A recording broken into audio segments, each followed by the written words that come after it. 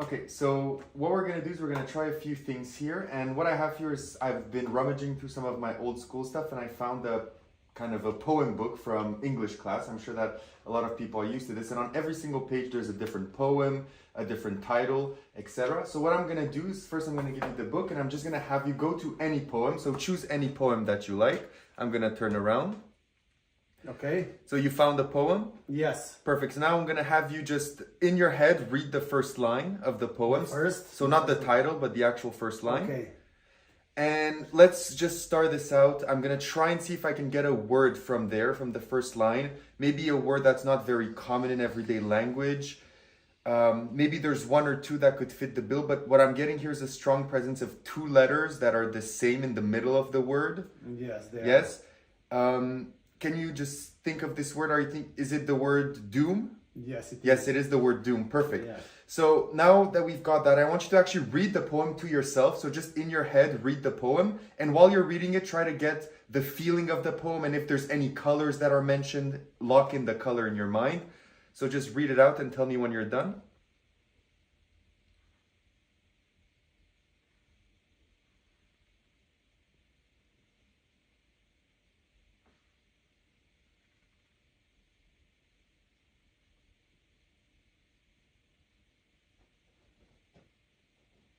So have you finished? I'm done, yes. Perfect. So now what I'm going to have you do is I'm going to have you just think of the emotions from the poem. So I already know that this is not, I'm not getting any positive emotions. This is more like a sad or a negative or a more kind of sorrowful poem. So it's not very happy. Kind of.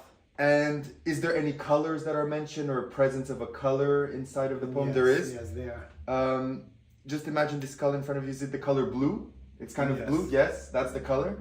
So now the last thing that we're going to do is we're going to play a game. So what I'm going to have you do is I'm going to have you go on the last line of the poem. So the last line. So not the author, but for the last line. I know. And go for the longest, most interesting word within that line. So just take that in mind. You have it? Yes, of course. Can you remember how to write it and everything? Yes. Perfect. So you can just close the book and just place everything to the side. So now we're going to play a game of Hangman. And the thing is, I've gotten so good at this game that I never lose. So I never ever lose a game of Hangman. So first, we're just going to draw here the podium for the hangman, and then I'm going to have you draw the cases for the amount of letters of your word. I do cases, squares? So just the lines at the bottom, just like this. Perfect. So now what we're going to do is I'm going to turn around and we're going to play the game. So as I say the letters, if they contribute, you're going to fill them up. If not, you're just going to draw on the hangman. So first focus on the letters. I'm getting the letter R. Is the letter R in your word? Yes, it is. Yes, can you place it where it is? Yes. I'm also immediately from the R, I'm getting the letter T. Yeah. Yeah, can you fill that in? And also from the T, I feel there's the letter E somewhere in the word, Yes. correct? Can you fill that up? Is there, so E, but there's also something similar to E, I, like an I. Is there an I? Yes, of course it is. So perfect. There's also a G, if I'm not mistaken. Yes, it is. And an N. So a G and an N. Yeah. You're missing two. So there should be two left. I feel there's an L. Yes. There's an L in that as well.